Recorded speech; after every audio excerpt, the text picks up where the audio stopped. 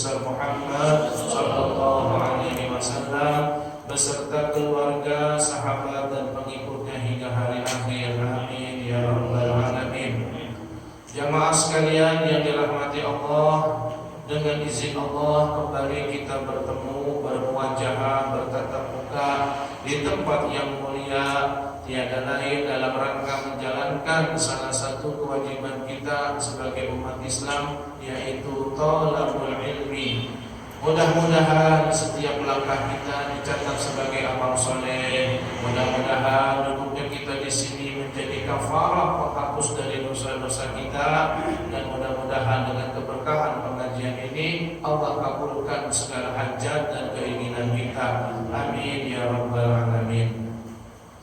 Jamaah yang dirahmati Allah, sebelumnya saya mohon maaf kalau pemandangannya kurang asik karena sorban dan peci saya ketinggalan. Jadi mengurangi kegantengan saya ya. Dikira itu ada udah dimasukin ke bagasi atau enggak. Jadi mohon maaf, saya tadi jadi imam nggak pakai peci, nggak pakai sorban, mengurangi marwah sedikit ya. Tapi bukan disengaja, lupa gitu ya. Maklum kalau subuh kan Pak Walid sama ngantuk gitu ya. Dikira mau udah dimasukin tapi belum. Jadi mohon maaf kalau di video kurang enak kelihatannya. Saya nggak biasa begini memang ya, minimal ada peci ya gitu. Mohon maaf sebelumnya. Baik jamaah sekalian, kita lanjutkan kajian kita. Kali ini berarti pertemuan kita yang keempat. Yang pertama kita bahas Idul Fitri, yang kedua zakat fitrah, yang kemarin tentang salat Id dan tarawih. Maka pada kesempatan hari ini kita akan bahas amalan-amalan di bulan suci Ramadan dan bagaimana kaifiat tata cara sholat berjamaah yang baik dan benar yang bisa betul mendapatkan 27 derajat. Baik, bismillahirrahmanirrahim. Qala al-muallif rahimahullahu taala wa nafa'ana bi 'ulumihi amin ya rabbal alamin. Amalan di bulan suci Ramadan sudah kita maklum bersama dan kita pun sudah paham.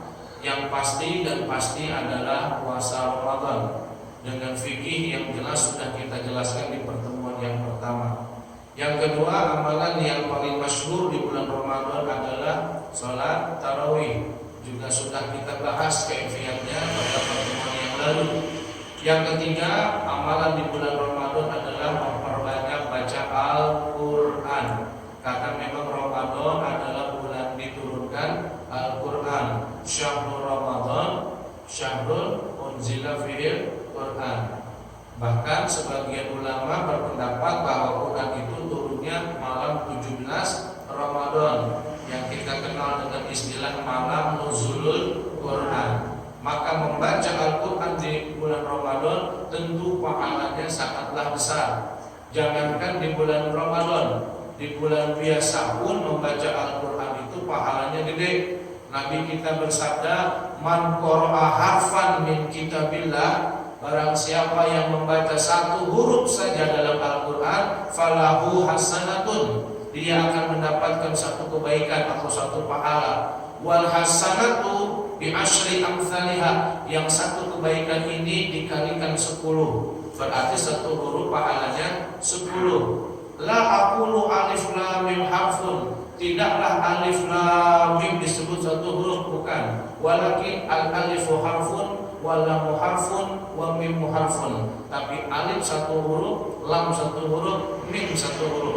Baru membaca alif lam mim pahalanya sudah 30, apalagi lebih dari alif lam mim. Kita membaca bismillahirrahmanirrahim, berapa hurufnya?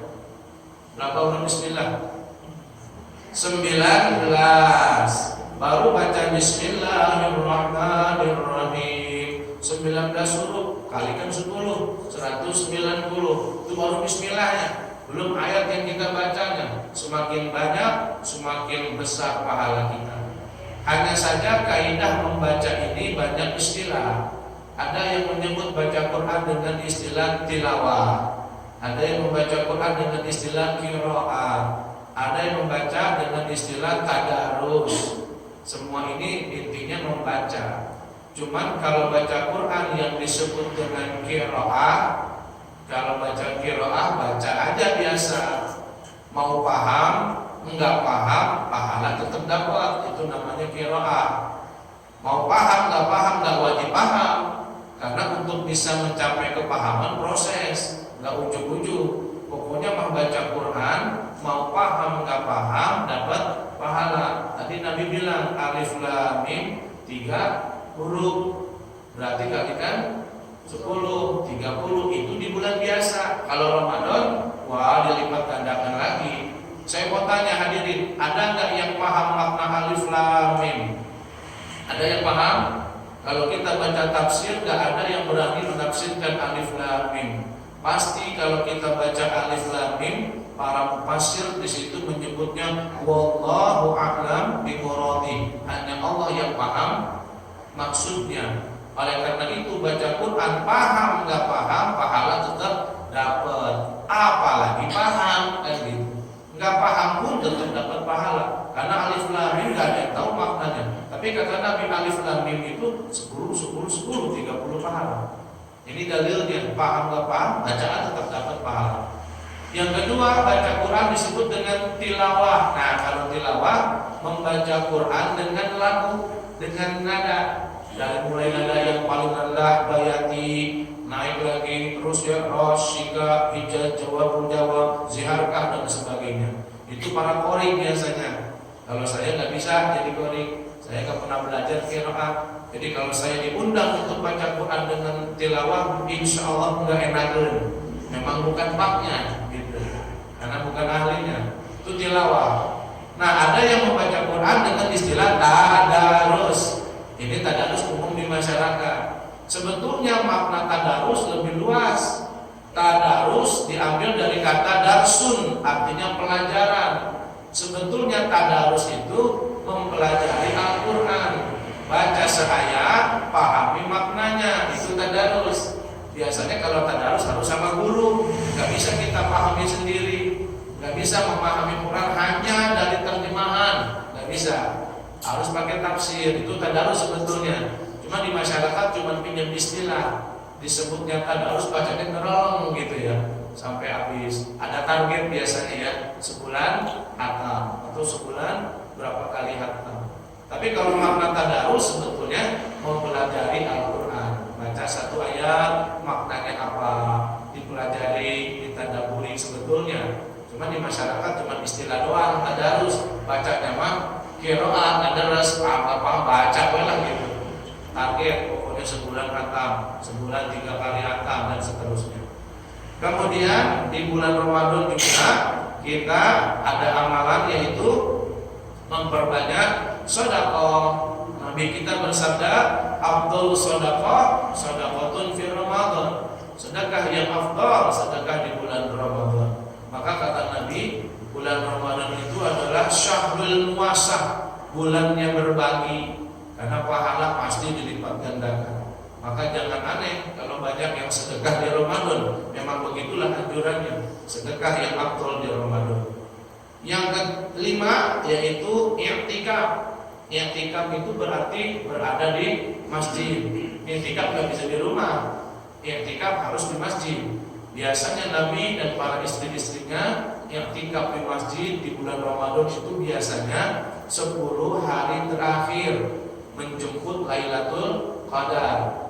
Memang secara hakikat Lailatul Qadar itu Allah sembunyikan, entah di awal, entah di tengah, entah di akhir hakikatnya. Tapi secara syariat Nabi nyuruh carilah Lailatul Qadar di 10 hari terakhir, khususnya di malam-malam ganjil, malam 21, malam 23, malam 25, malam 27, malam 29. I'tikaf di masjid, terserah mau ngapain, yang penting diam di masjid, fokus berzikir kepada Allah. Baca sholawat boleh, baca asmaul husna boleh, baca Quran boleh, berzikir yang lain enggak masalah. Yang penting i'tikaf, mengisi malam Ramadan dengan zikir kepada Allah. Dianjurkan. Bahkan perempuan pun kalau untuk Ramadan ini sama-sama dianjurkan. Yang keenam adalah menghindari hal-hal yang buruk. Banyak diam, jangan banyak ngomong yang tidak baik. Karena kalau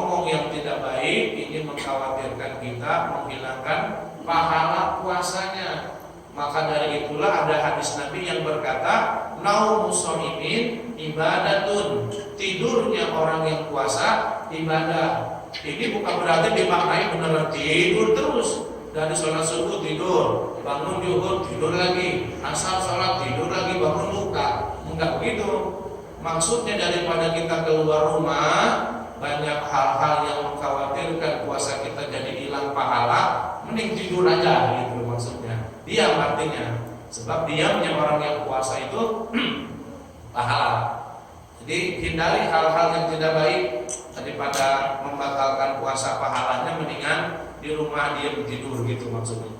Ya, karena ada 5 perbuatan yang menghilangkan pahalanya, batal pahalanya. Puasanya sah, tapi pahalanya hilang. Kata Nabi ada 5 perbuatan yang menghilangkan pahala puasa. 1, berbohong, al-kadzib, bohong. Puasa nggak bohong, sah puasanya tapi pahala hilang. 2, yaitu namimah, mengadu domba, yang membuat orang jadi berantem, jadi bertikai. Bahasa kitanya adalah ngomporin, bahasa kerennya provokator. Nah, namimah. 3, gibah, membicarakan keburukan orang, ngomongin batur, gitu ya. Hindari itu, hilang pahala. 4 adalah wanazlu bisyahwah, melihat sesuatu dengan syahwat, melihat lawan jenis nafsu, dibayangin, dihayalin. Nah, hilang pahala. Atau melihat makanan nafsu, dibayangin, enak apa buka puasa sama itu ya, dibayangin gitu. Melihat barang-barang bagus, baju lebaran bagus tuh kayaknya, ayo dibayang-bayangin, nafsu ya, jangan. 5, yaitu bersumpah palsu, syahadatuz zur, bersumpah palsu. Dia bersumpah tapi bohong. Nah, itu hindari. Amalan selanjutnya adalah di bulan Ramadan memberi makan takjil, memberi orang yang buka puasa. Ini ramai sekali di masjid-masjid, terutama pinggir jalan. Banyak orang sedekah makanan untuk takjil buka puasa. Memang dianjurkan karena pahalanya gede. Man fatara iman, kata Nabi, barang siapa yang memberi makan orang yang berpuasa, walaupun dengan 1 butir korma, walaupun dengan seteguk air, maka pahalanya akan mendapatkan ampunan dosa, terbebas dari api neraka, dan dia akan mendapat pahala sebanyak orang yang dia kasih. Kalau ibu ngasih makan ke 10 orang buka puasa, berarti pahala ibu 11 sama ibu. Kalau ibu ngasih makan ke 100 orang untuk buka puasa, maka pahala ibu 101 tanpa mengurangi pahala orang yang ibu ajak. Semakin banyak yang kita beri makan untuk buka puasa, semakin banyaklah pahalanya. Kemudian yang selanjutnya adalah makan sahur. Makan sahur ini sunnah memang, nggak wajib. Makan sahur nggak wajib. Jangan jadi alasan kenapa nggak puasa, nggak sahur, gitu ya. Padahal nggak wajib makan sahur. Cuman karena kita ini manusia biasa, maka kita butuh pertolongan sahur. Karena tanpa sahur kita akan puasa jauh lebih lama dari semestinya. Kalau kita nggak sahur berarti perut kita kosong dari malam. Dari saat kita tidur lambung kita kosong sampai besok maghrib akan lebih lama perut ini kosong. Cenderung akan menyiksa organ tubuh kita. Maka walaupun sunnah, sahur itu usahakanlah kita lakukan. Karena makan sahur itu barokah, kata Nabi. Kata Nabi, tasaharu, sahurlah kalian, fa inna fi syahuri barakatun, karena dalam sahur itu ada keberkahan. Minimal ngambil berkahnya gitu, makan sahur. Yang terakhir, yang masyhur dalam amalan bulan Ramadan, membayar zakat fitrah, sebagaimana yang telah kita bahas pada pertemuan yang kedua tentang zakat fitrah. Ya, itu mungkin ibu-ibu, bapak-bapak sekalian, amalan-amalan di bulan Ramadan. Kita beranjak kepada bagaimana tata cara sholat berjamaah yang baik dan benar.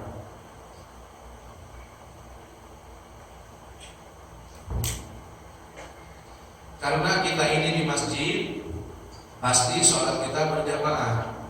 Dan sholat berjamaah itu luar biasa pahalanya.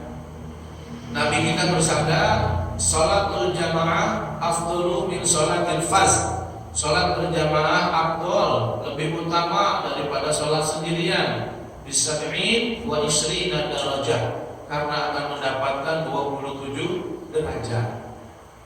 Ada yang menyebutkan wa khamsin wa isrin, 25. Hadisnya berbeda redaksi, tapi yang masyhur yang merupakan riwayat Bukhari Muslim 27 derajat. Artinya pahala kita jauh lebih tinggi daripada sholat sendirian. Tapi tentu yang mendapatkan 27 derajat itu harus dengan syarat. Kalau kita nanti baca ini kitab, banyak nanti orang yang melanggar syarat sehingga 27-nya hilang, cuman bagaikan sholat sendiri. Yang lebih parah lagi, sholat sendirinya pun bisa nggak sah gitu. Maka yang mendapatkan 27 derajat itu yang mana? Yang syaratnya seperti apa? Betul-betul dapat 27 derajat. Nah, mari sama-sama kita bahas. Bismillahirrahmanirrahim. Sholatul jamaah, sholat berjamaah. Sholatul jamaah, sholat berjamaah itu fardu kifayatin, hukumnya fardu kifayah. Ada fardu ain, ada fardu kifayah. Kalau fardu ain, perbuatan wajib fardu yang tidak bisa diwakili, harus dianya sendiri yang mengerjakan. Tapi kalau fardu kifayah, perbuatan fardu yang bisa diwakili oleh orang lain. Contoh fardu kifayah adalah penyelenggaraan jenazah. Di ABS ini ada yang meninggal, cukuplah beberapa orang saja yang mengurusi jenazah, dari mulai mandikan, kafankan, sholatkan, kuburkan. Cukup beberapa orang, nggak perlu satu ABS ngurus satu itu mayat, karena rumahnya juga nggak akan cukup diserbu satu ABS mah, kan begitu. Nah, itu fardu kifayah. Tapi kalau satu orang pun nggak ada yang ngurus itu mayat, satu ABS dosa semua, namanya fardu kifayah. Nah, sama dengan sholat berjamaah. Menurut mazhab Syafi'i dari kalangan Imam Nawawi, karena sebetulnya murid-murid Imam Syafi'i, ashabus Syafi'i, mengenai hukum sholat berjamaah itu berbeda pendapat. Kalau kalangan yang terdahulu seperti Imam Abu Suja misalnya mengatakan sholat berjamaah hukumnya sunnah muakkad. Tapi menurut Imam Nawawi yang dikukuhkan sholat berjamaah hukumnya fardu kifayah. Jadi mesti ada yang sholat berjamaah dalam satu kampung. Tapi kalau satu kampung nggak ada yang sholat berjamaah, sekampung dosa semua. Nah, gitu. Jadi beruntunglah kita kalau di kampung ada orang-orang soleh yang masih mau sholat berjamaah. Nah, ibu-ibu ditanggung sama yang berjamaah walaupun cuma 2 orang imam dan makmum saja. Nah, makanya sunnahnya sunnah muakkad, sunnah yang sangat dianjurkan. Fardu kifayah yang mesti dilakukan minimal ada 2 orang deh yang sholat dalam satu kampung. Kalau nggak ada, sekampung dosa semua. Fardu kifayah. Buat siapa sholat berjamaah fardu kifayah? Ala rijali, bagi laki-laki, bukan buat ibu-ibu. Ibu-ibu nggak dianjurkan berjamaah ke masjid sebetulnya, tapi tidak dilarang. Nggak dianjurin ibu-ibu berbondong-bondong ke masjid. Ngapain sholat jamaah? Nggak dianjurkan. Yang mendapatkan pahala fardu kifayah laki-laki, maka laki-laki sholatnya di masjid. Inilah tugas ibu-ibu kepada suaminya. Pak, sholatnya di masjid. Hujan, nih payung. Gelap, nih senter. Licin, nih tongkat, gitu ya. Kalau nggak mau ke masjid, itu berarti suaminya laki-laki soleh berarti, ya. Nah, bapak-bapak mah di masjid, Pak. Anjuran buat bapak-bapak sholat di masjid, sholat di masjid. Karena buat laki-laki sholatnya di masjid fardu kifayah. Jangan sampai nggak ada yang sholat di masjid. Ya minimal ada deh 2 orang biar nggak dosa semua sehabisin. Maka beruntunglah ya di masjid ada orang soleh, ada Pak Ustadz yang setia berjamaah, tuh diwakilin tuh sama dia tuh satu kampung. Tapi kalau nggak ada, dosa sembarang. Jadi fardu kifayah bagi laki-laki, al-muqimin, laki-lakinya yang mukim, tidak kemana-mana, bukan orang yang dalam perjalanan keluar kota. Kalau bapak ibu sedang musafir, sedang perjalanan, enggak kena hukum fardu kifayah untuk jamaah. Kalau bapak sedang di jalan boleh sholat sendiri, enggak wajib harus berjamaah karena musafir. Tapi kalau jadi musafir berjamaah bagus berarti. Ya, jadi hukum sholat berjamaah fardu kifayah bagi yang mukim enggak kemana-mana, itu fardu kifayah. Kalau lagi musafir nggak dianjurin jamaah, tapi boleh silakan, bagus malah nggak kena hukum fardu kifayah bagi musafir. Tapi bapak-bapak yang nggak kemana-mana, yang ada di rumah, nah itulah yang kena hukum fardu kifayah. Fi sholawatil khamsi, fardu kifayah sholat berjamaah bagi laki-laki itu fi sholawatil khamsi, untuk sholat yang 5 waktu. Fardu kifayah tuh subuh, zuhur, asar, maghrib, isya, itu fardu kifayah buat laki-laki. Kalau sholat sunat sebetulnya bagus di rumah, laki-laki pun. Kata Nabi apa? Ij'alu min sholatikum fi buyutikum, jadikanlah sholatmu di rumahmu, wala tatakhisu kuburan, dan jangan jadikan rumah seperti kuburan. Karena tempat yang nggak boleh dipakai sholat salah satunya kuburan. Rumah nggak pernah dipakai sholat, apa bedanya kayak kuburan? Sholat apa yang dimaksud? Sholat sunnah. Bagusnya gitu. Qobliyah tuh di rumah. Nah, ke masjid sholat wajibnya. Entar Pak dia, gitu juga. Sholatnya di rumah bagusnya. Cuman kita kadang-kadang sekalian aja ya, gitu. Karena khawatir keluar dari masjid kentut dan di rumah jadi nggak sholat, malas subuh lagi. Nah gitu, tapi boleh nggak masalah. Bagusnya di rumah. Jadi sholat yang 5 waktu itulah yang hukumnya fardu kifayah. Wa fardu ainin fil jumu'ah, dan fardu ain hukumnya sholat berjamaah bagi sholat Jumat. Kalau sholat Jumat mutlak harus berjamaah, nggak ada sholat Jumat sendirian. Kenapa? Karena sholat Jumat wajib ada khutbah. Kalau sholat 5 waktu boleh-boleh saja di rumah sendirian, sah, walaupun sudah diwakili sama di masjid ya beberapa orang. Tapi kalau sholat Jumat nggak bisa sendiri. Sholat Jumat wajib jamaah. Ya, nggak ada sholat Jumat sendirian, nggak boleh. Nah, tapi kalau menurut mazhab lain, ibu-ibu, seperti mazhab Imam Hambali di Mekah Madinah, ini lebih parah. Ya, hukum sholat berjamaah fardu ain. Berarti kalau bapak ibu ada di Mekah Madinah yang bermazhab Imam Hambali, enggak sah sholat sendiri, wajib jamaah. Itu Imam Hambali. Imam Ahmad bin Hanbal berpendapat sholat jamaah fardu ain, enggak boleh sendirian sholat, mesti jamaah, walaupun cuma 2 orang. Itu saking dianjurkannya berjamaah. Tapi kita mazhab Syafi'i enggak fardu ain, cukup fardu kifayah saja.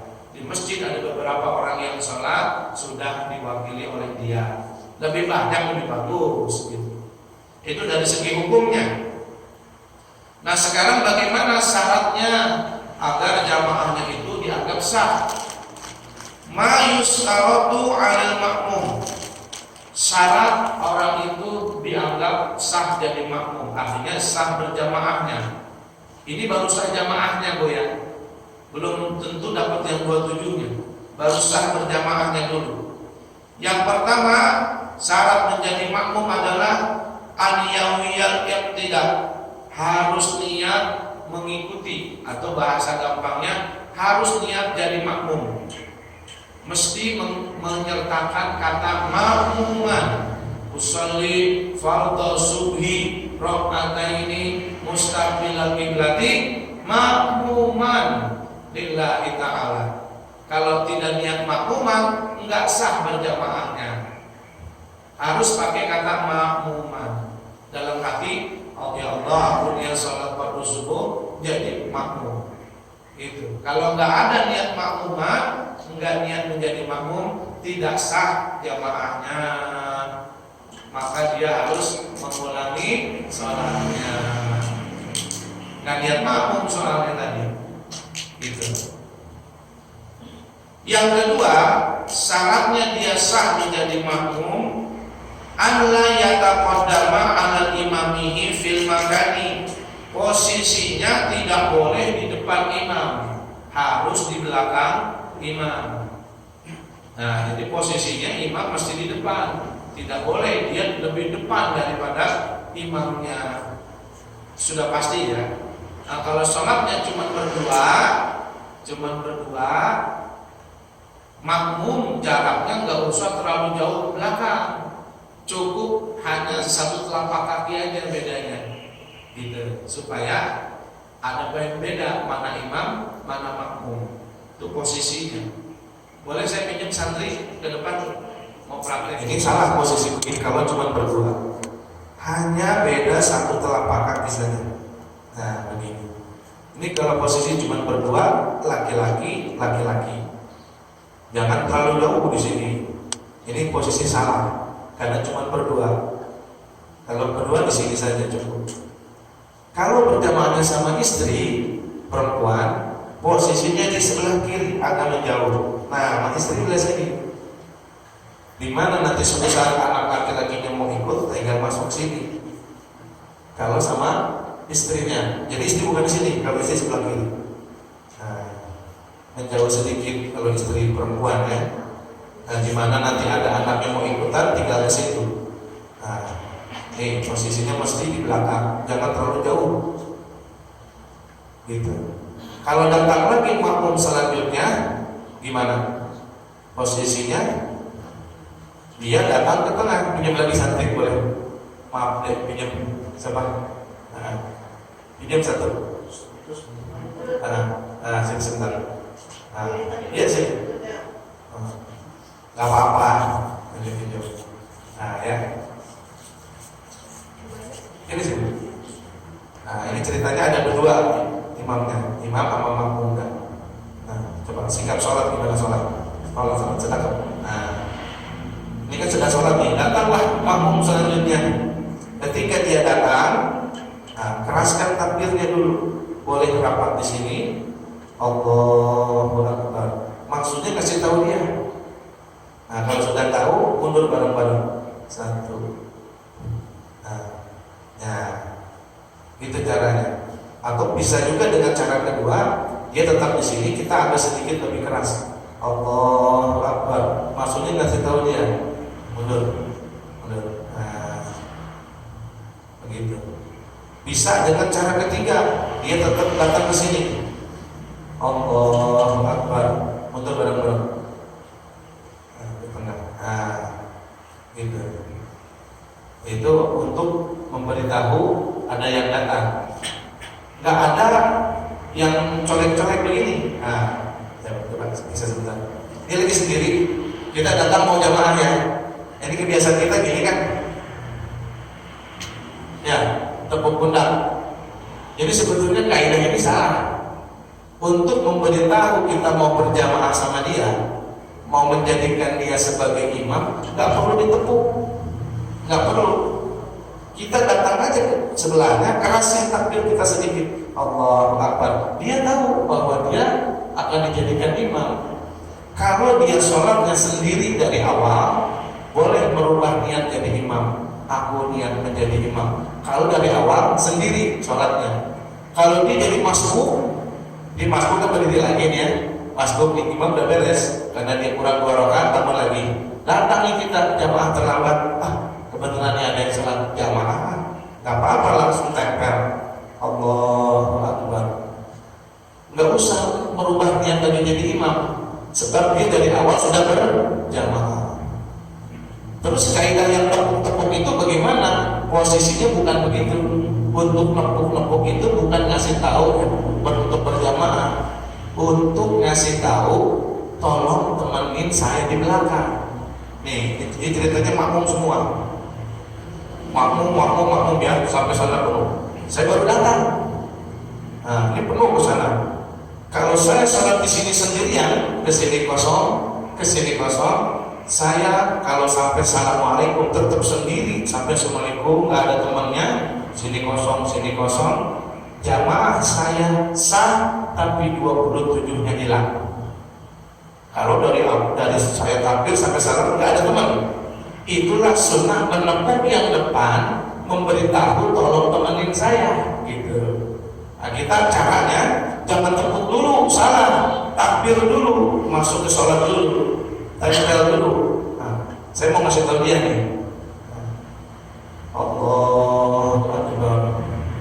Nah, baru mundur. Nah, nih, jadi nemenin saya, jadi saya berpahala 27, nggak sendirian. Kan bolong di sini kan bolong. Nah, geserlah yang di sini, atau yang di sini ke sini, atau datang makmum yang baru masuk yang bolong itu begitu. Jadi bukan untuk memberitahu saya berjamaah, nyolek itu tadi, ya untuk ngasih tahu, tolong temenin saya di belakang, gitu. Karena kalau sampai terakhir begini terus saya sendirian, nggak ada teman, sah jamaahnya 27-nya hilang. Nah, maka caranya tempel dia dekat, Allahu Akbar, tepuk, baru.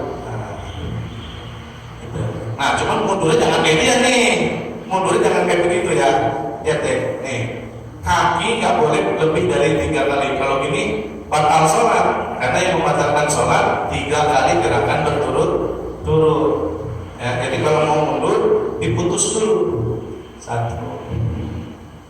Nah, gitu.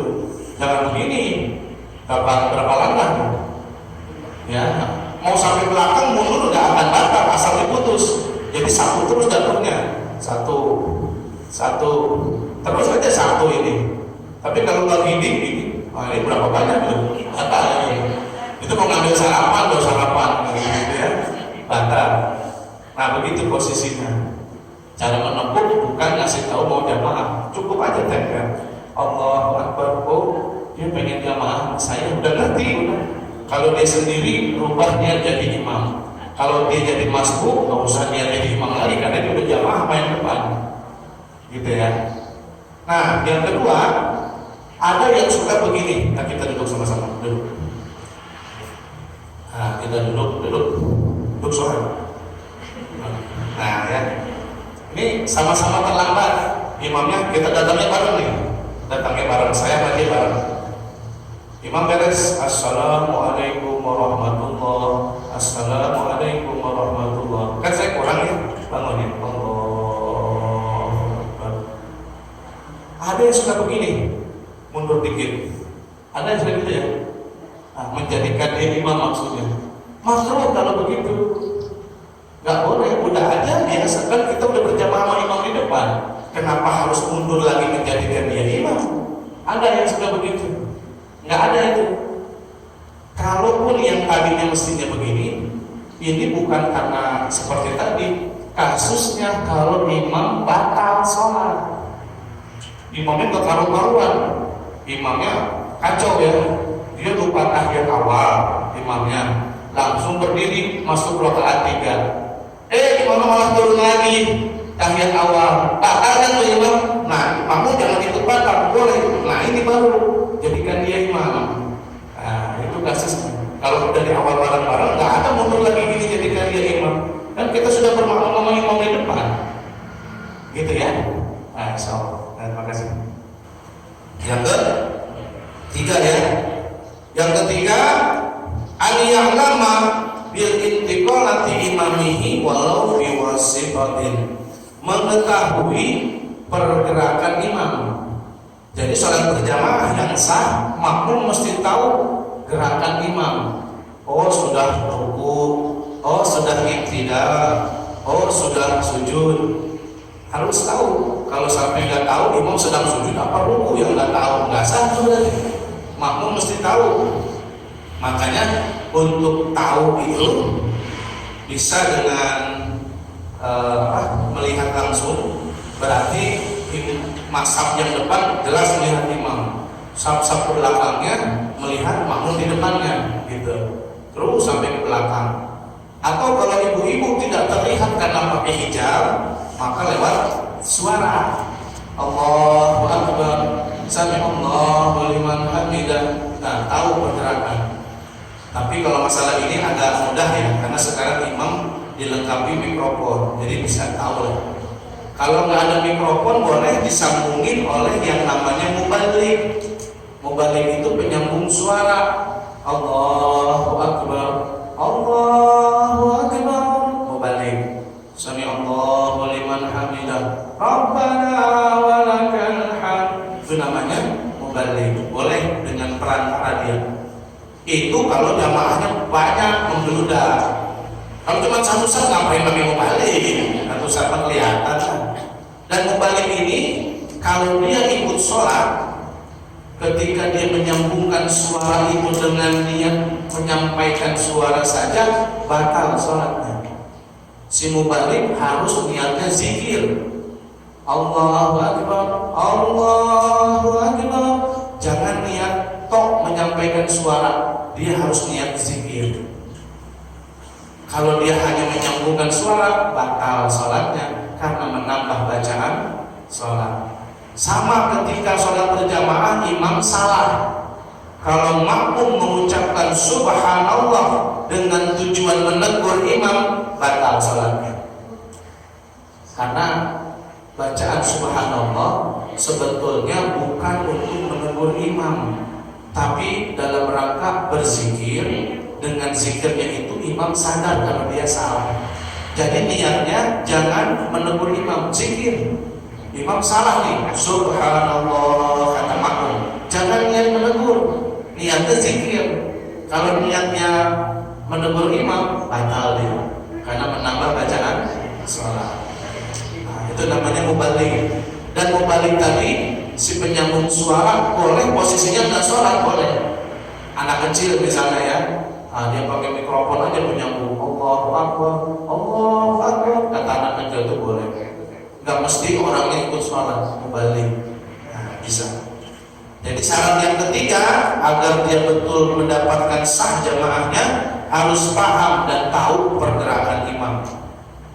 3, an-yaqruba minhu fi ghairil masjid.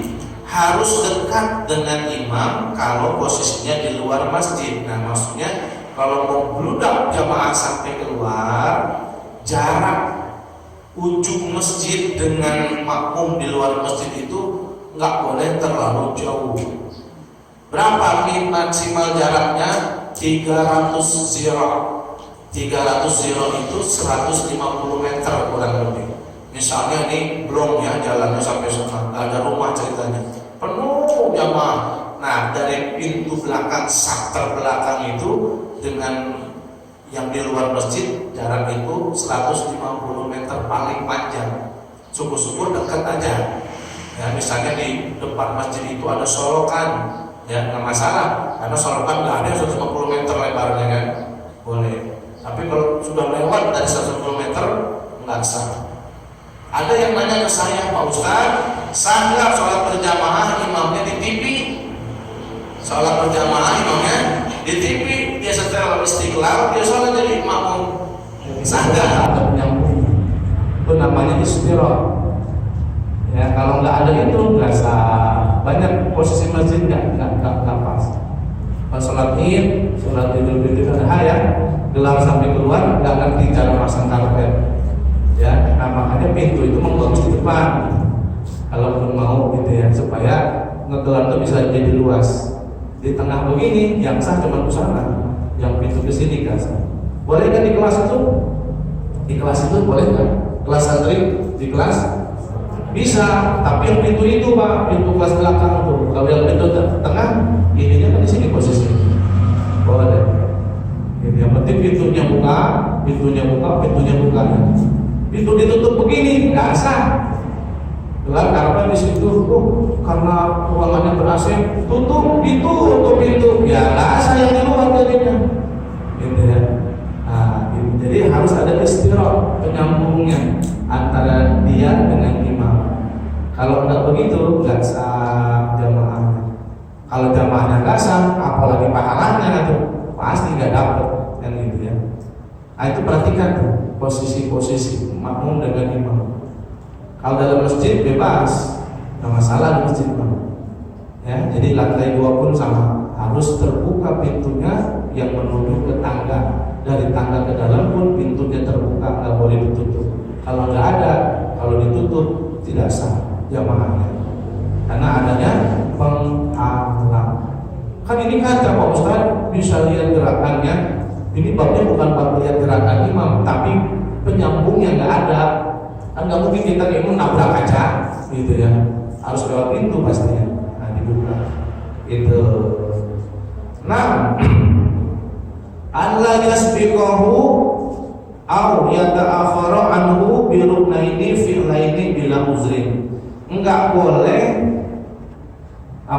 mendahului gerakan imam atau terlambat 2 gerakan imam. Mendahului enggak boleh, terlambat pun enggak boleh. Jadi harus setelah imam 2 gerakan. Imam sudah ruku 1, yang tidak 2, makmumnya masih berdiri, hati-hati. Kalau imam sudah sujud, nah batal sudah jamaahnya. Gitu. Ya, imamnya ruku 1, yang tidak sami Allahu liman hamidah 2. Kalau imam keburu sujud, ini masih berdiri makmum tidak sah jamaahnya. Kenapa? Sudah melewati 2 gerakan terlambat. Gitu. Terlambat 2 gerakan. Itu kalau tidak ada uzur. Kalau ada uzur boleh. Apa uzurnya? Misalnya si makmum ini orang baru masuk Islam, baca Fatihahnya masih terbata-bata, boleh, karena ada uzur. Bismillahirrahmanirrahim.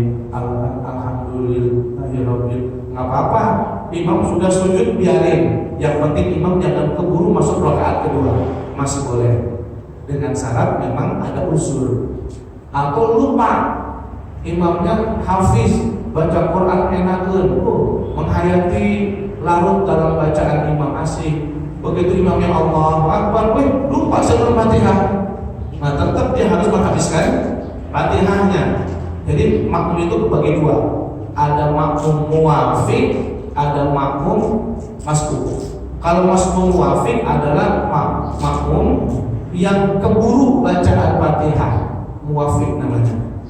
Ada orang datang ke sholat berjamaah, imamnya baca surat panjang, Sabbihisma rabbikal a'la, dia baru datang, muwafiq apa masbuk? Imam lagi baca surat panjang, Sabbihisma rabbikal a'la, dia baru datang, itu makmum muwafiq apa masbuk? Muwafiq, masih keburu Fatihah, sampai kan panjang 19 ayat Fatihah cuma 7, keburu muwafiq dia. Kecuali bacanya sudah di ujung, Suhufi Ibrahim wa Musa, keburu Fatihah enggak, itu masbuk. Jadi kalau muwafiq adalah makmum yang datang sholat berjamaah masih keburu baca Fatihah, itu muwafiq. Wajib menghabiskan Fatihahnya sekalipun imam sudah sujud, karena dia muwafiq. Tapi kalau masbuk nggak wajib menghabiskan Fatihah. Imam dia baru datang, Allahu Akbar, baru juga Maliki Yaumiddin, imamnya ruku, ikut aja walaupun Fatihah belum habis. Yang penting harus mendapati rokaatnya. Kalau rokaat nggak dapat, ya enggak. Contohnya contohnya. Nah, ini banyak orang nggak paham dapat rokaat apa enggak. Dibilang dapat rokaat kalau bisa ikut bareng ruku dengan dia. Allahu Akbar, dia baru datang nih. Allahu Akbar, Bismillahirrahmanirrahim. Langsung aja Allahu Akbar. Yang penting dia ruku, saya ruku dapat.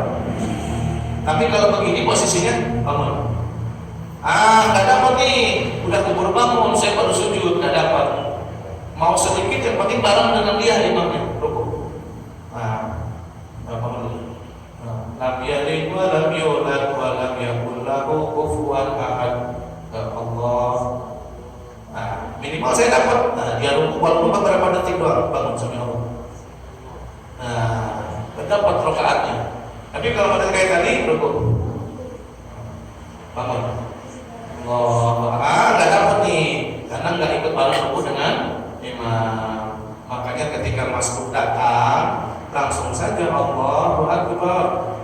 Fatihah sedapatnya, Maliki Yaumiddin dulu. Udah habisin Allah Akbar, ikut, gak usah sampai habis. Karena posisinya sebagai masbuk. Ya, terima kasih. Nah itu boleh kalau ada usul sampai sujud dia masih Fatihah boleh, asal jangan keburu naik ke rakaat kedua. Kalau imam sudah masuk rakaat kedua, dia masih berdiri di rakaat pertama, batal jamaahnya. Tapi saya rasa nggak akan mungkin selama itu baca Fatihah kan? Ya. Kalau tanpa ada unsur batal, terlambat, apalagi mendahului dua rakaat, dua gerakan lebih parah lagi. Imam masih berdiri dia sudah sujud, makmumnya kan aneh ini, lebih parah, batal sudah.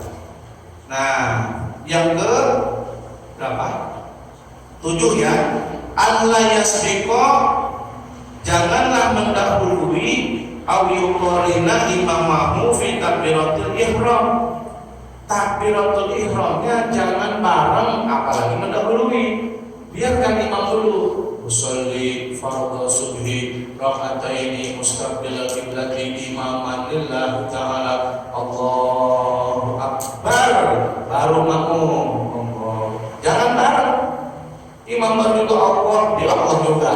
Tunggu sampai imamnya selesai, baru makmumnya Allahu akbar. Jangankan mendahului, barang pun tidak sah makmumnya. Tunggu sampai beres. Dan begitu juga gerakan-gerakan selanjutnya.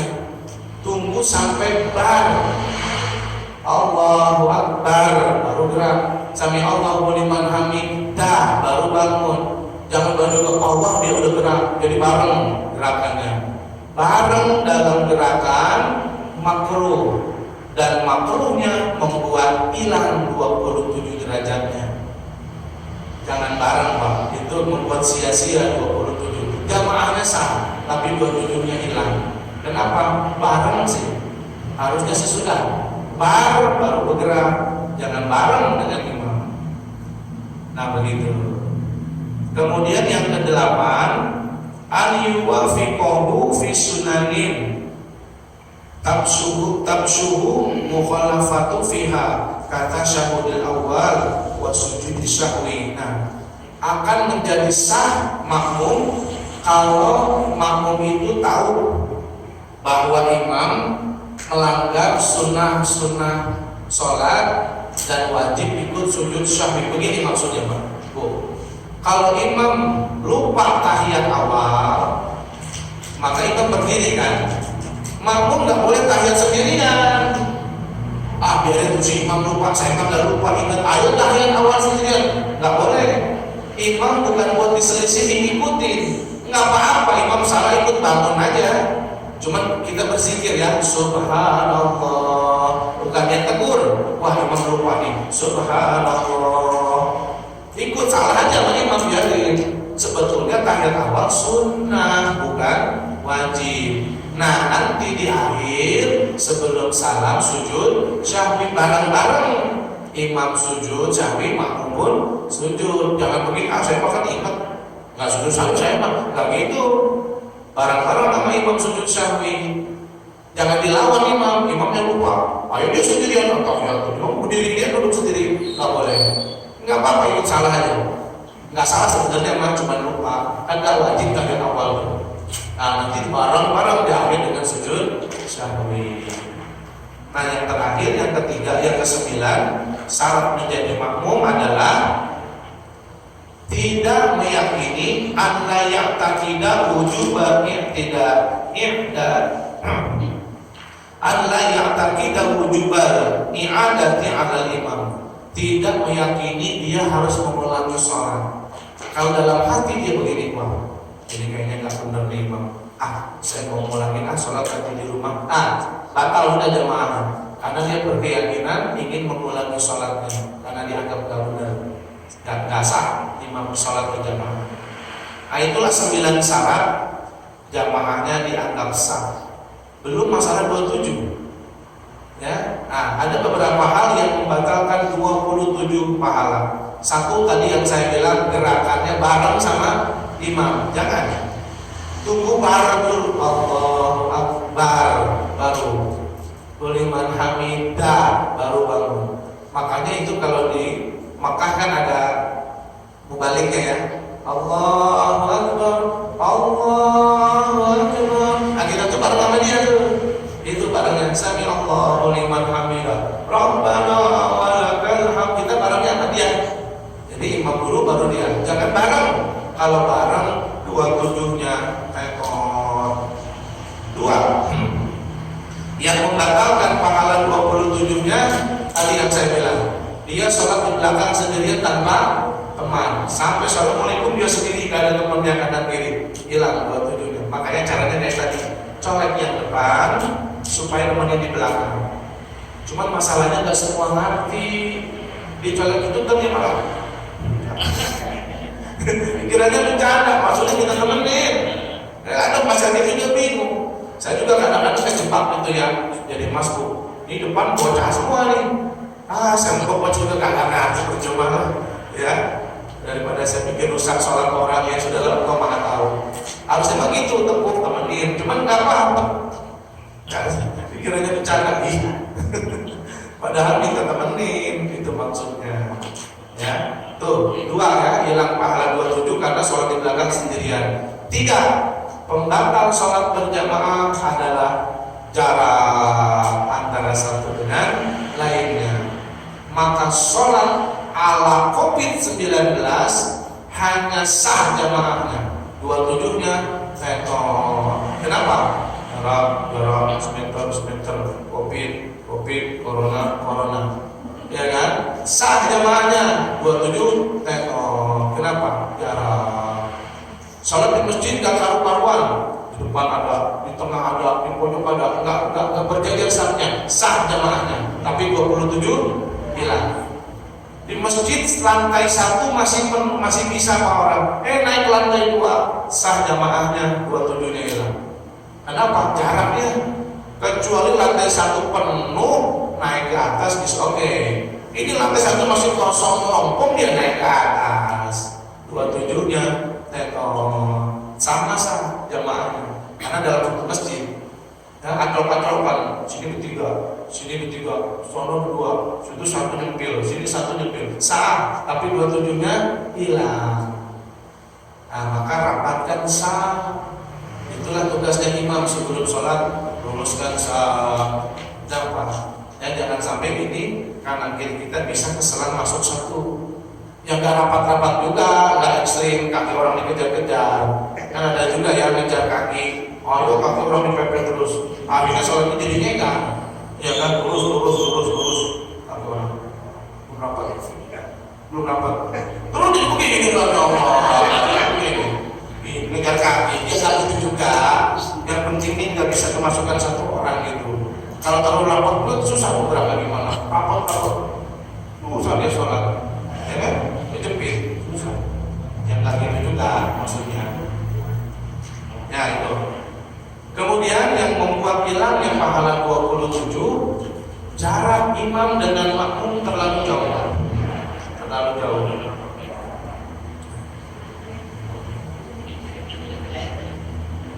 Ini posisi imam ya. Posisi imam. Nah, kalau makmum terlalu jauh ada di sini. Ini makmum di sini sholat. Imam di situ tuh. Allahu Akbar. Ini jarak nih. Nah, jarak ini membuat hilang pahala 27. Jadi jarak makmum kepada imam enggak boleh jauh-jauh, maksimal 3 zirah, 3 tulang hasratnya semeteran lagi. Jadi sinilah jadi imam, makmumnya di sini. Oke, enak tuh. Tapi kalau terlalu jauh, di sini dia jadi makmum, ini imam di sini. Hilang 27-nya, terlalu jauh. Termasuk antara imam dengan tembok mihrab. Kalau dari tempat ujung imam ke tembok mihrabnya jauh, lebih dari 3 zirah, hilang juga 27-nya. Maka ini udah bagus, pas ini kan terlalu jauh dengan ujung imam. Tapi kalau kayak istiqlal, udah kan dia luas. Maka kalau luas begitu, ambil sitroh, ambil pembatas orang sholat supaya 27-nya dapat. Akhirnya sutroh. Jangan pakai aqua, ini contoh doang ya, apa aja yang supaya sah.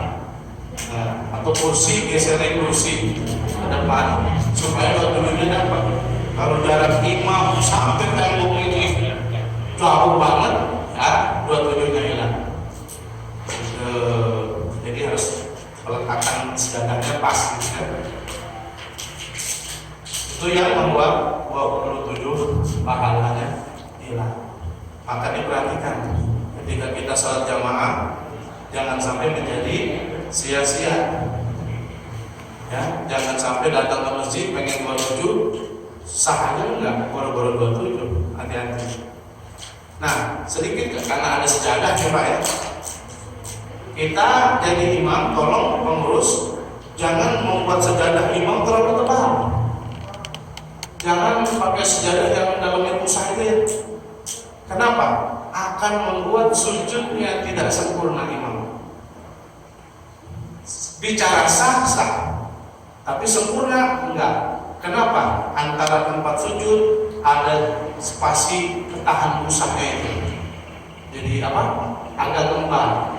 Yang bagus kan jidat itu nempel ke tempat sujud dan ukuran sujud itu dianggap sah sekiranya jidat ini ada bekasnya sedikit gitu, bekas nempelnya gitu. Kalau misalkan kita kasih pasir tuh pasirnya nempel, tapi kalau ada busanya itu kan lembab, gitu. Seperti orang sujud di kasur jadinya. Nah, jangan terlalu tebal, biasa aja.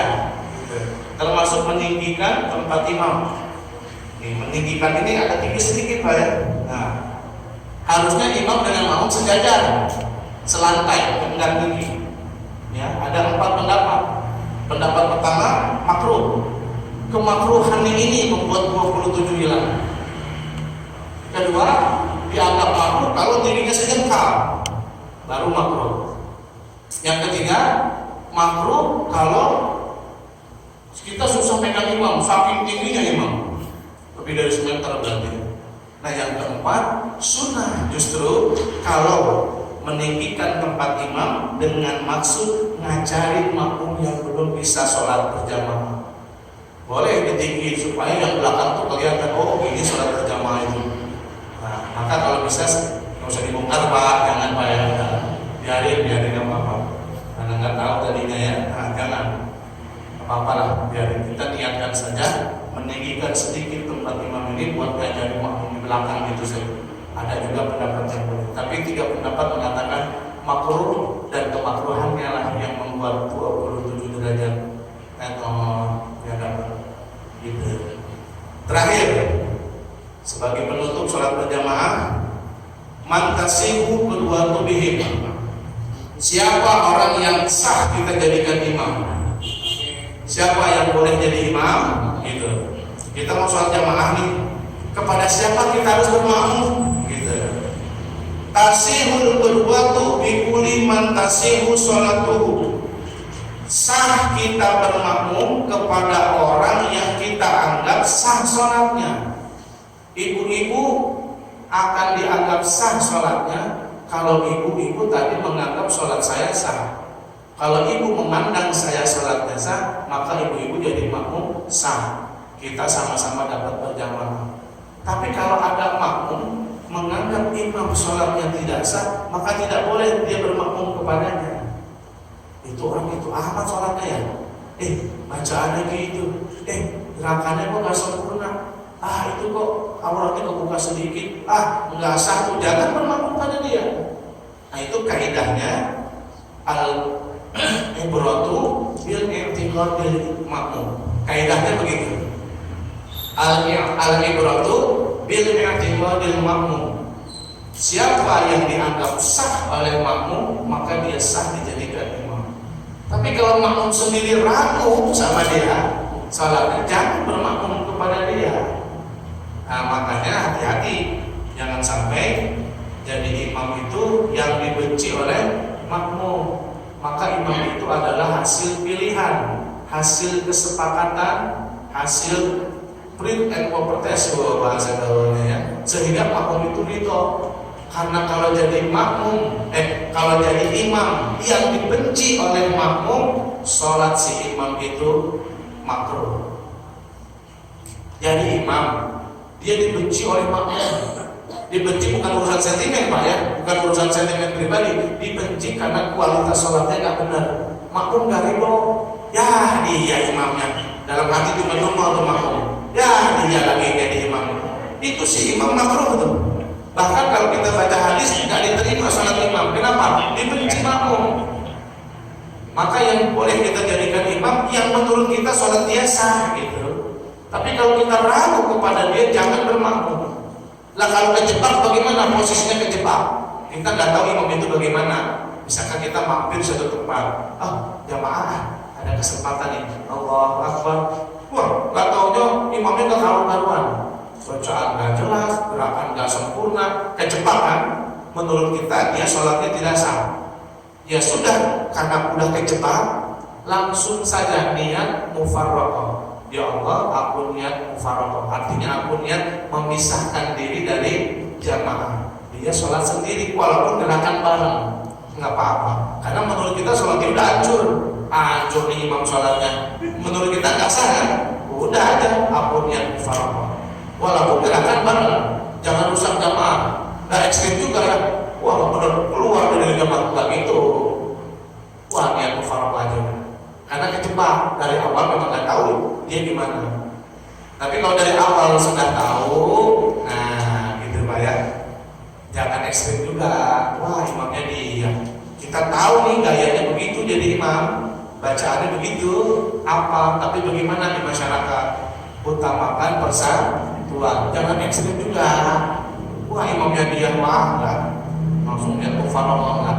Ada pendapat yang kedua, yaitu dibalik al-ibratu bil i'tiqadil imam, akan dianggap sah sholatnya kalau menurut imam sah. Imamnya memang mentok segitu-gitunya. Menurut imam tuh begini tuh udah sah, udah berusaha, tapi emang begitulah bisanya. Lidahnya udah nggak bisa dimainin lagi, ya. Bilangin alamin, alamin lagi. Rabbil alamin, alamin, alamin, alamin. Ya susah mau gimana? Mentok bisanya begitu. Ada pendapat yang membolehkan. Jadi jangan ekstrim juga. Oh apa sih? Langsung mufarraqah, enggak gitu juga. Ya, utamakan di masyarakat persatuan. Karena di masyarakat nggak semuanya alim, nggak semuanya paham. Kalau kebetulan yang jadi jadwal imamnya dia, nggak usah pulang dari masjid, nggak usah.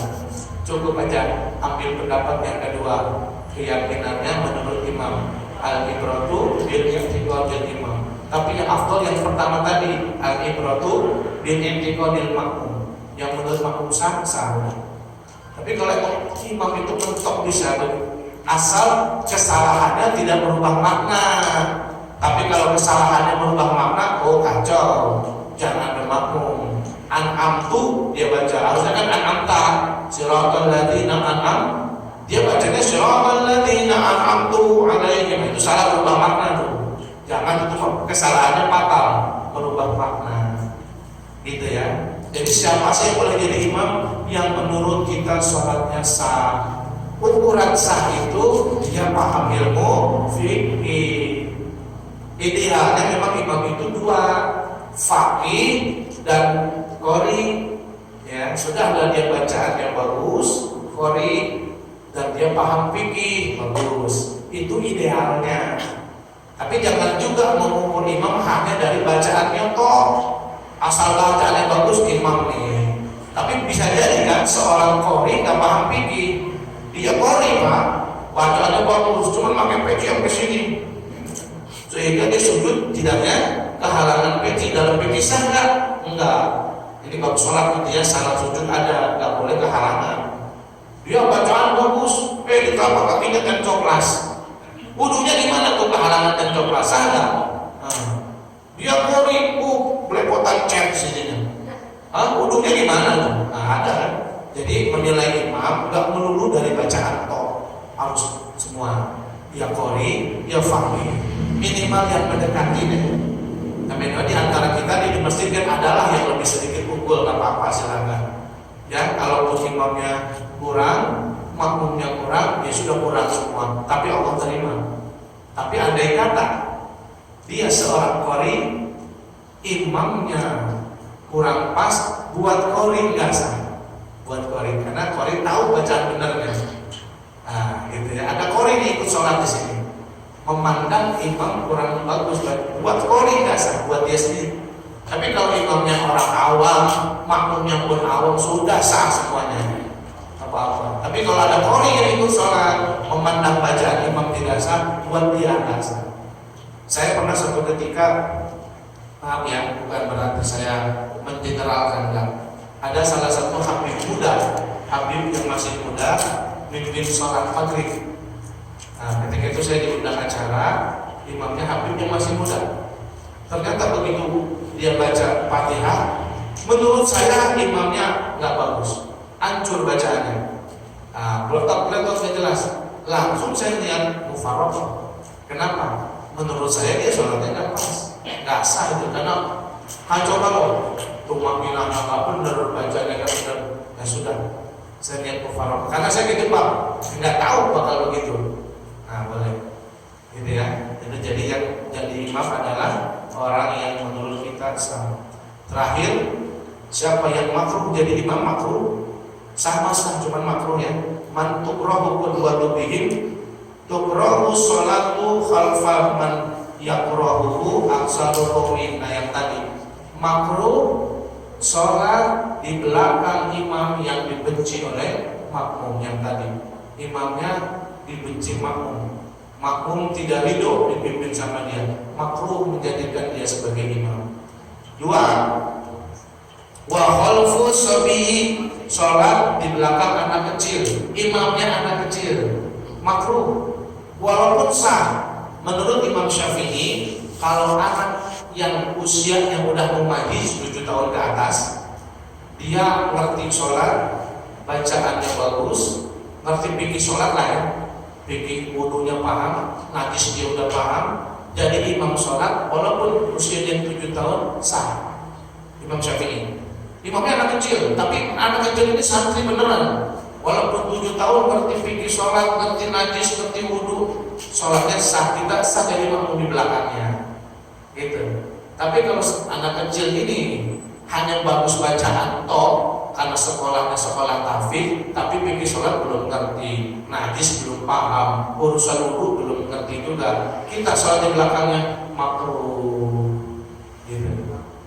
Selanjutnya yang makruh jadi imam adalah man yarhamu lahnan, orang yang bacaannya kurang fasih, la yughayyirul makna, tapi tidak berubah makna, cuman nggak fasih dikit, harusnya hak kecil dia hak gede terus. Alhamdu, alhamdu, alhamdu, alhamdu, susah gimana? Ya, seperti orang Maroko, Pak. Orang Maroko nggak bisa bilang huruf qaf, nggak bisa bilang mustaqim, nggak bisa. Mustaqim lebih cenderung ke huruf qa, ke huruf qin. Mustaqim, mustaqim, mustaqim, mustaqim. Ya gitu lidahnya susah. Ya, gimana lagi susah. Memang gitu susah. Nah, kalau ada orang bacaannya kurang fasih dikit mah masih boleh makruh cuman. Maka imam harus sadar diri. Kalau memang ada yang lebih baik, serahkanlah sama dia. Jangan modal nekat mulu gitu ya. Nah, yang masjid gua ini, yang bangun gua nih, mikir, wah, harus dia imamnya. Ya enggak gitu. Kalau emang enggak pas lah ya. Nah, harus sadar diri. Nah, yang selanjutnya makruh jadi imam wal aglafi, orang yang belum disunatin. Nah, walaupun udah balik, udah gede orangnya, bagus bacaannya, tapi belum disunat, makruh jadi imam. Yang terakhir yang nggak boleh, bukan nggak boleh, yang makruh jadi imam adalah man la yahtarisu anin najasah, orang yang tidak bisa menjaga diri dari najis. Maaf, bukan semua menjelekannya. Biasanya supir angkot pengen kencing, buka pintu, di situ, cebok nggak? Enggak. Jadi imam lah, jangan. Karena kita tahu dia nggak jaga najis, gitu ya. Harus kita perhatikan. Ya. Saya nggak ngejelekin semuanya, nggak gitu semua. Tapi yang saya lihat begitu seringnya kan gitu. Jadi imam dia cebok aja, enggak, kan nggak jaga najis, jangan jadi imam. Kalau tahu Pak ya, kalau menyaksikan, jangan semua yang profesinya itu nggak boleh jadi imam, enggak. Yang kita tahu orang itu nggak pandai menjaga najis, jorok. Kita lihat dari kencingnya masuk ke tempat wudhunya, perasaan kok nggak ini ya, nah itu jangan. Karena nggak bisa jaga najis. Demikian Bapak Ibu sekalian, pas setengah 7 lewat dikit bahasan kita tentang amalan Ramadan dan sholat berjamaah. Sebelum doa, barangkali ada yang mau ditanyakan, baik yang dibahas maupun di luar tema, mangga silakan.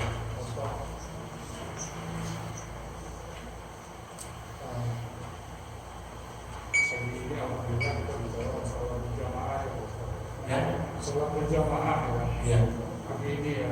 ya, Yang saya suka alami gitu, dan saya juga mengalaminya sendiri. Kalau kita datang sholat subuh atau sholat berjamaah, itu satu sampai depan itu belum terus semua, tapi ada yang datang langsung dia belakang ya, sampai keduanya ya. Iya, yang pertama. Terus yang kedua,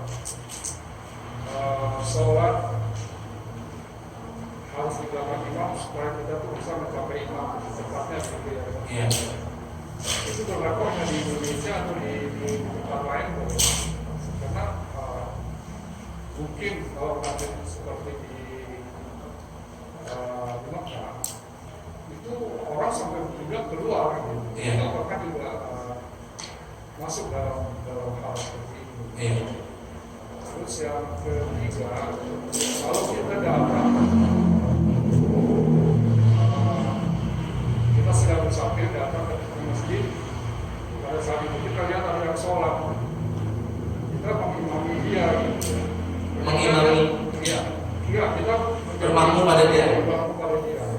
Ternyata dia itu sedang sholat, karena kan kita nggak boleh ada jamaah di dalam satu masjid dan dua sholat, benar nggak Pak? Iya. Ternyata dia sholat sunnah. Apakah kita boleh mengikuti imam tersebut? Iya. Jangan saya boleh. Iya. Baik, yang pertama memang harus yang rapih ya. Sebelum sampai ke ujung itu jangan dulu masuk saf kedua. Habiskan dulu mentok sampai ujung-ujung mentok baru masuk saf kedua. Kalau ternyata ditemukan model seperti itu belum mentok sampai ujung, tapi dia sudah bikin saf lagi di belakang, mengurangi kadarnya tadi, mengurangi kadar 27 derajat. Harusnya mentok sampai habis saf itu memang nggak bisa lagi keisi, baru bikin saf kedua. Jadi mengurangi kadar 27 derajatnya. Yang kedua pertanyaan. Kita sudah bersama. Ya. Setelah itu saf itu mulainya dari setelah penuh dari kiri atau dari kanan atau dari tengah. Kalau saf sudah penuh sampai ujung, maka memulai saf baru tengah, bukan di samping kanan kiri. Karena sholat itu kata Nabi, awsatul imam, posisikan imam di tengah. Di tengah dia, datang lagi kanan, datang lagi kiri. Jangan terus ke kanan. Kan Pak.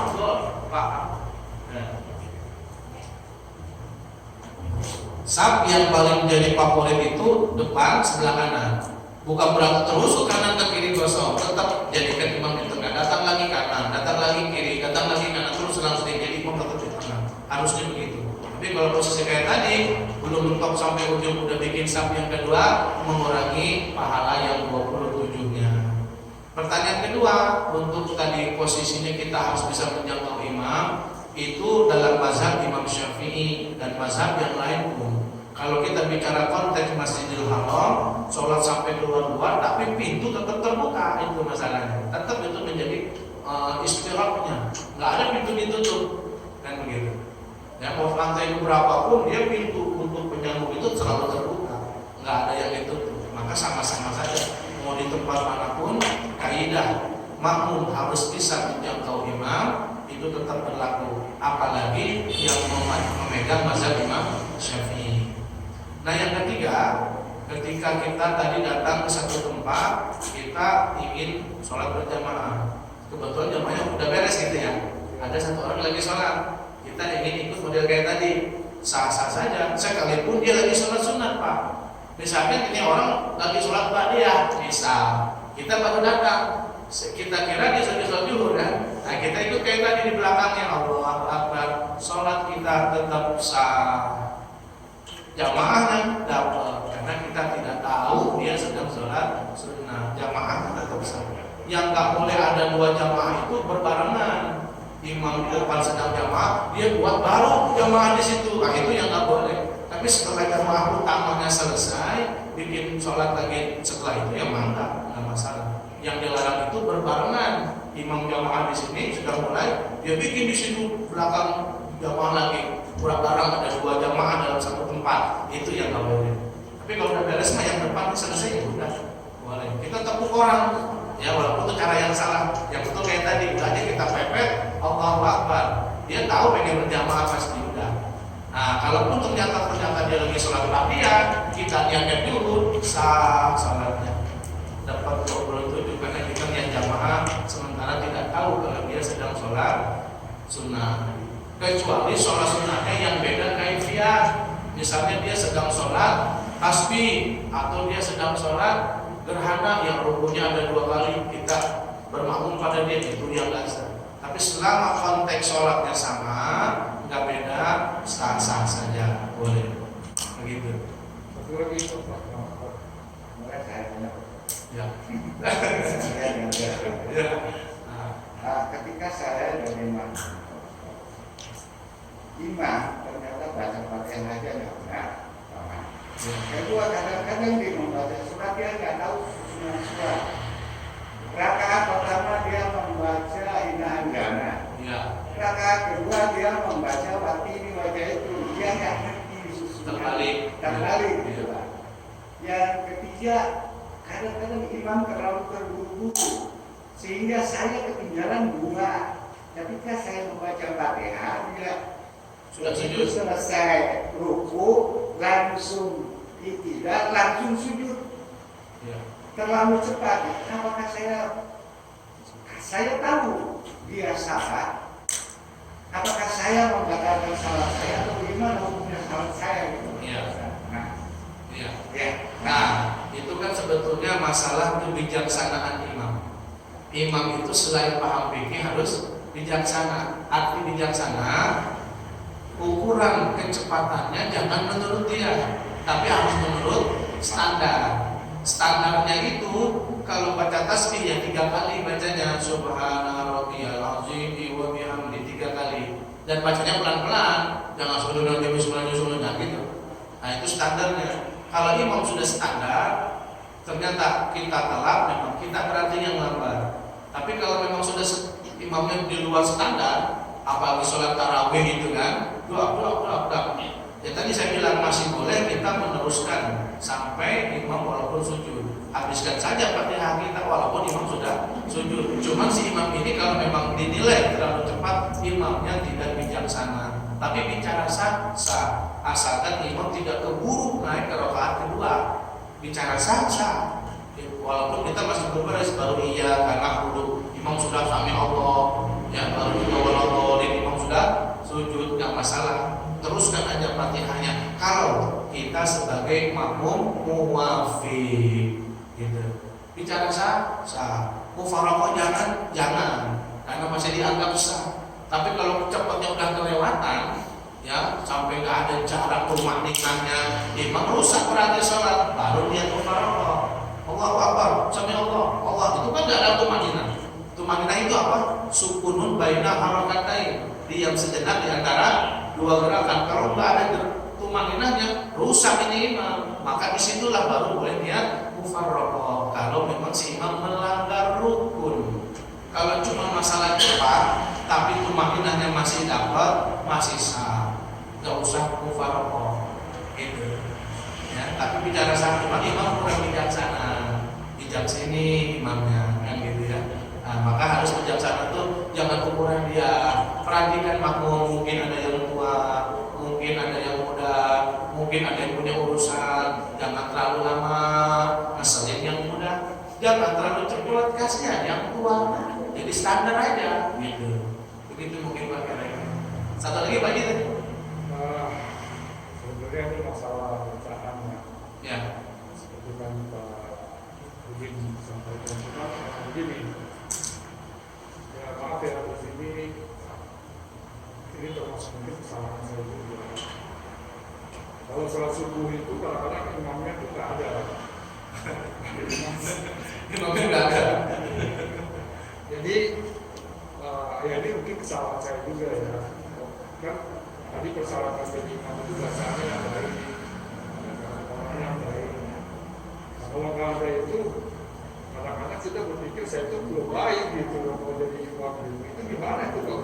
Ya, kalau memang imam yang dijadwalkan nggak ada atau berhalangan, pasti di antara jamaah itu adalah yang lebih unggul, walaupun nggak seunggul imam gitu misalnya. Silahkan jadi imam, karena ketika kita dipersilahkan jadi imam, silahkan Pak maju ke depan. Berarti itu kita sholatnya dianggap sah. Makmum memandang sholat kita baik, maka kita dipersilahkan. Maka Pak, silahkan maju jadi imam. Berarti orang itu menganggap sholat kita sah. Itu kaidahnya tadi, al-ibratu bil i'tiqadil makmum. Kalau makmum berkeyakinan sholatnya kita sah, silahkan dijadikan imam. Walaupun kita nggak sebaik bacaan para imam-imam beneran gitu. Tapi karena di antara jamaah itu yang agak mendingan kita, ya enggak apa-apa. Sama-sama orang awam lah, katakan imam awam, makmum pun awam secara bacaan misalnya. Udah dianggap sah karena sama-sama begitu. Enggak apa-apa, jangan ragu. Dengan dipersilakannya kita, berarti imam makmum ridho dipimpin sama kita, sah, nggak masalah. Maka kalau mau nunggu imam atau keburu jam 6, imam mana yang ada datang? Iya kan? Masa mau ubah, udahlah kita masing-masing aja. Bacaan saya belum benar, masih sendiri sholatnya. Nggak masalah. Di antara yang hadir silakan jadi imam. Ya, asal direstui, diridhoi oleh makmum, maju aja nggak masalah. Walaupun kita sendiri, jangankan bapak, saya juga Pak. Saya kalau belajar tajwid juga hancur mungkin dianggapnya bacaan saya. Ya, tapi paling tidak lah kita nggak melanggar tajwid gitu aja. Walaupun bacaan kita, suara kita belum semasyhur imam-imam yang hebat, minimal jangan melanggar tajwid, panjang pendeknya dan sebagainya, itu aja. Ya, jadi kalau memang nggak ada lagi kanan kiri begini semua, ya sudah ada salah satu maju sah insya Allah. Ya, sama-sama. Ya, maksimum dulu. Misalnya saya di kantor nih kan, karena ada teman perempuan laki-laki gitu, ya. Nah, terus dalam satu musola itu kita mau sholat bareng nih Ustaz. Ya. Itu ada aturannya nggak sih? Karena kan kalau dengan perempuan kan muslim ya. Ya. Tapi sebenarnya aturannya bagaimana? Ya tadi saya bilang tuh, kalau cuma satu perempuannya yang mau ikut, sebelah kiri posisinya, sebelah kiri imam, agak jauh, jangan nempel kayak lagi. Nah, kalau agak banyak, ya lebih jauh lagi berarti. Ada 5 cewek semua nih, kita satu orang cowok, agak jauh, kayak posisi orang sholat biasa. Oh, itu tidak masalah ya, meskipun bukan murid. Oh nggak masalah, nggak masalah. Saya dengan ibu-ibu nggak mau murid nih, boleh ya. Tapi meskipun cuma satu orang, Ustaz, Nggak masalah. ya? Iya, asal kalau cuma seorang sebelah kiri ya, jangan di kanan, itu bedanya. Kalau laki-laki kan sebelah kanan imam, ya perempuan sebelah kiri atau mundur dengan rapat, itu kalau perempuan. Kalau mau sholat terbatas nih, kan tadi kan posisinya memang idealnya mau itu ada di belakang. Itu lebih dari 2 orang ya misalnya ya. Ya. Nah ini kalau tempat terbatas, seringkali saya lihat mau laki-laki itu tadi nempel beda satu seni kaki, satu kaki di sebelah kiri ini juga satu kaki juga bisa sampai panjang, itu gimana ya? Kalau tambah imam nggak bisa lagi. Ya karena terbatas, biasanya seringkali gitu tempat-tempat yang kecil lah gitu ya. Jamaahnya sah, tapi 27-nya hilang. Karena ada apa? Ada jarak kosong itu. Jamaahnya sah, tapi 27-nya nggak dapat. Tapi dapat jamaah, soal kita ditanggungi Pak Muda. Tapi bicara pahala hilang karena adanya jarak. Ini nggak ada jarak, tapi posisinya nggak di belakang, tapi semuanya nyamping, beda satu. Ya tapi imamnya di tengah kan? Oh, yang tengah ya? Iya kan? Kalau perempuan iya begitu. Kalau ibu-ibu semuanya ibu-ibu nggak ada laki-laki berjamaah, posisi imamnya sejajar hanya maju sedikit di tengah, nggak kayak posisi laki-laki maju ke depan gitu. Ibu-ibu jajar, imamnya di tengah, maju sedikit sekaki aja, nggak maju seperti tadi itu. Kalau ibu-ibu itu harusnya kayak ibu-ibu dan kayak ibu. Ya. Apakah tidak ada jarak justru menjadi nggak sah ya? Iya, sah sah. Iya. Kalau tujuh udah hilang. Iya, tidak sah. Gitu. Maka ibu tadi ada ya.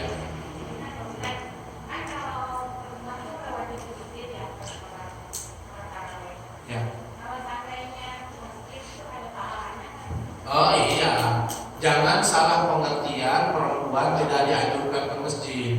Perempuan memang tidak dianjurkan ke masjid, tapi bukan dilarang. Boleh, sangat-sangat boleh perempuan ke masjid selama bisa menjaga fitnah dari cara berbicara, dari cara berpakaian, jangan sampai mengundang syahwat laki-laki. Jaga sikap. Apakah ada pahala? Oh ya tentu ada pahala.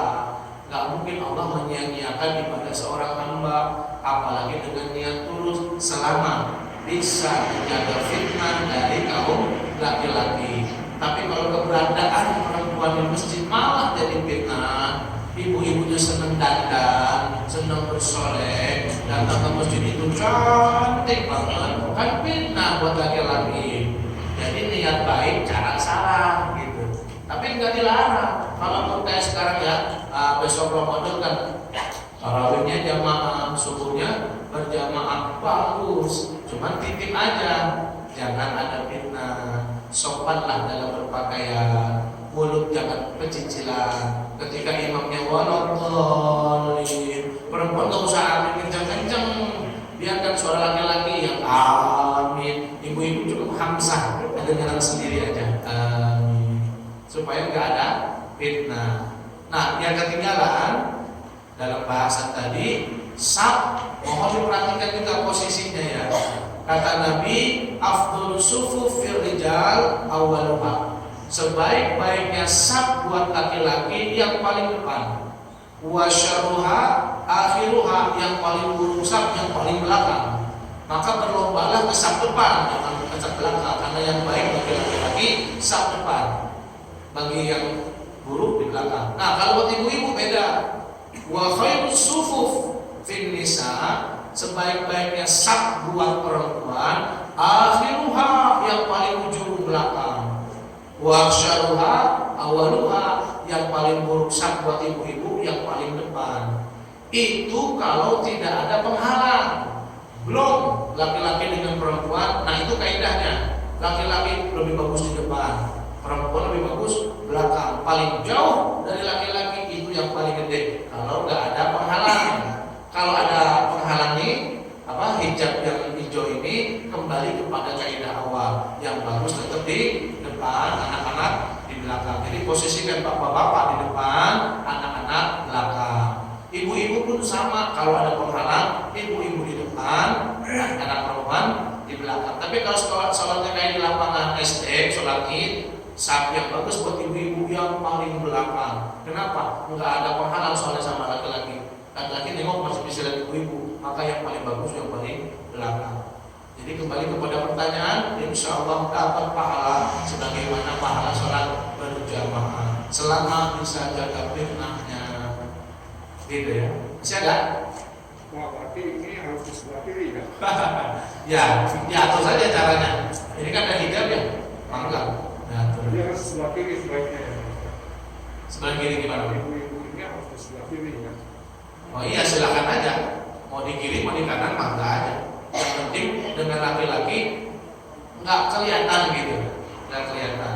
Kalau kelihatan model begini, nggak ada hijab kan nih, ibu-ibu faktornya paling belakang, anak-anak di depan. Kalau begini, tapi kalau ditutup ini kan digeser nanti. Nah itu tetap kaidah pertama, ibu-ibu di depan, anak perempuan di belakang. Yang penting aman dari pandangan laki-laki. Masih ada? Ya. Pertamanya sudah bersedia kalau terus. Ya. Dan selanjutnya pada membuat saf sendiri-sendiri, sehingga di tengah itu kosong. Iya. Nah itu bolehnya kami agak bawel itu masuk. Iya, kalau masalah bawel ya mengingatkan boleh saja. Silakan Bu maju. Ingatkan gini, kalau mengingat Bu, kalau kita pengen dapat pahala 27 derajat sholat berjamaah, jangan ada jarak, rapihin dulu safnya. Beri pengertian begitu supaya paham. Karena kalau nggak rapi, acak-acakan, apalagi mau sujadanya gede-gede, orang kecil sujadanya gede, temannya sama juga, orang kecil sujadah gede, akhirnya kan sholat sejadah masing-masing. Sementara masih bisa masuk satu orang tuh. Itu tadi membatalkan pahala 27-nya. Boleh kita sama-sama mengingatkan, tentu dengan cara yang baik gitu ya. Cara caranya bukan menggurui tapi mengingatkan. Ibu-ibu maaf gitu supaya kita dapat 27 derajatnya. Yuk rapikan sampai yang depan diisi rapat gitu. Boleh, nggak masalah, mengingatkan boleh dengan cara-cara yang baik itu. Cukup mungkin ya Pak? Masih ada? Oh, satu lagi terakhir ya. Iya.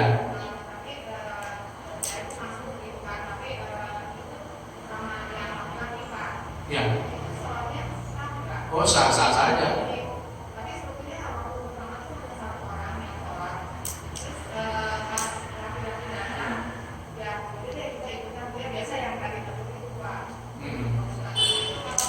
Iya, nggak apa-apa. Dia kan sudah berjamaah di depannya sama satu orang itu.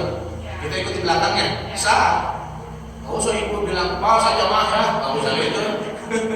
Ibu langsung sholat yang makmum kepada dia, sah. Karena dia sudah berjamaah. Niatnya. Oh iya. Iya.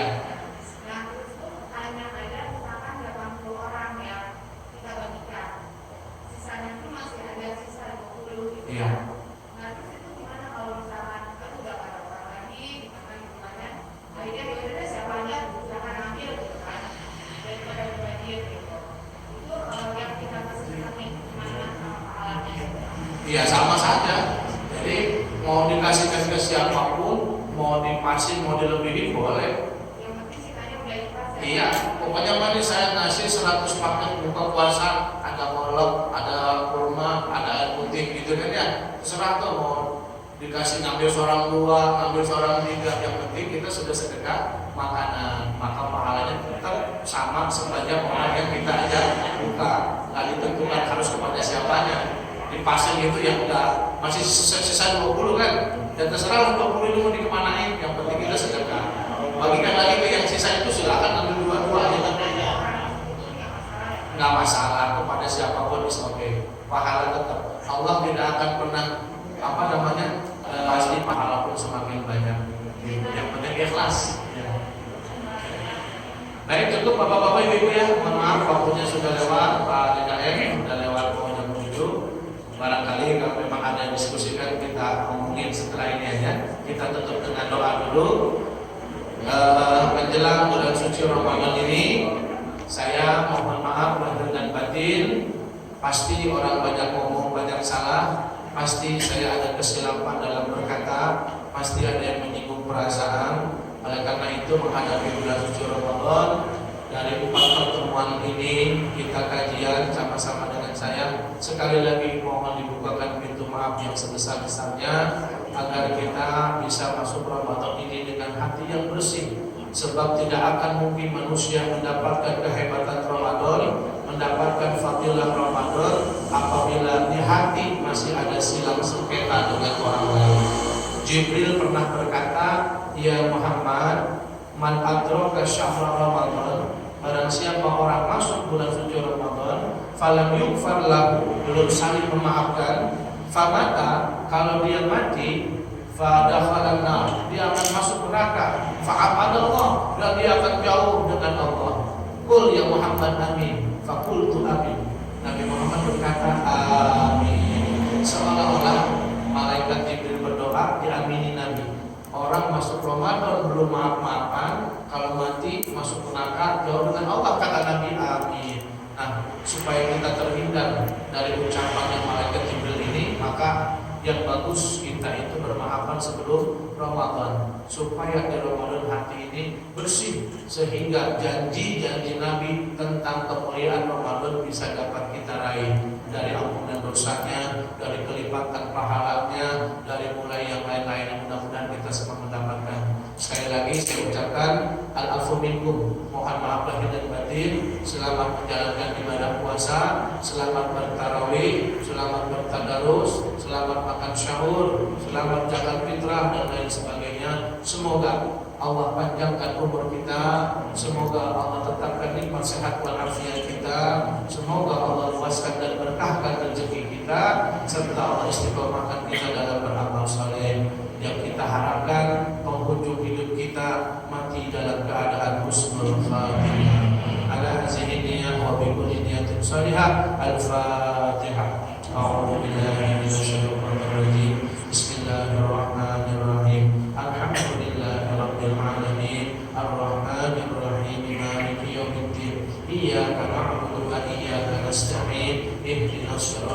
المستقيم صراط الذين أنعمت عليهم غير المغضوب عليهم ولا الضالين آمين. Bismillahirrahmanirrahim. Allahumma lakal hamdu kulluh wa lakal syukru kulluh wa ilaika yurja'ul amru kulluh alaniyatuhu wa sirruh fa ahlul anta an tuhmad wa ahlul anta an tu'bad wa anta ala kulli syai'in qadir. Lakal hamdu hatta tarda wa lakal hamdu idza radita wa lakal hamdu ba'da ridha. Allahumma shalli ala sayyidina Muhammad tibbil qulubi wa dawaiha wa afiyatil abdani wa shifaiha wa nuril absari wa diyaiha wa ala alihi wa sahbihi wa sallim. Allahumma anfa'na bima 'allamtana wa 'allimna ma yanfa'una warzuqna 'uluman tanfa'una fid dini wad dunya wal akhirah. Allahumma ahilla 'alaina syahra ramadhana bil amni wal iman was salamati wal islam wa tawfiqi lima tuhibbu wa tarda ya jal jalali wal ikram. Allahumma a'inna fihi 'ala siyami wal qiyam waj'alna mimma yasumuhu wa yaqumuhu imanan wa ihtisaban. Allahumma sallimna li Ramadan wa sallimhu lana wa tasallam bina mutaqabbala. Allahumma arzuqna lil istiqamah fi syahri Ramadan wa ba'da Ramadan. Rabbana taqabbal minna innaka antas samiul alim wa tub 'alaina innaka antat tawwabur rahim. Rabbana atina fid dunya hasanah wa fil akhirati hasanah wa qina 'adzabannar. Wa sallallahu ala sayyidina Muhammadin wa ala alihi wa sahbihi wa sallam. Walhamdulillahi rabbil alamin. Subhanaka Allahumma wa bihamdika asyhadu an la ilaha illa anta astaghfiruka wa atubu ilaik. Kurang lebihnya mohon maaf. Wassalamualaikum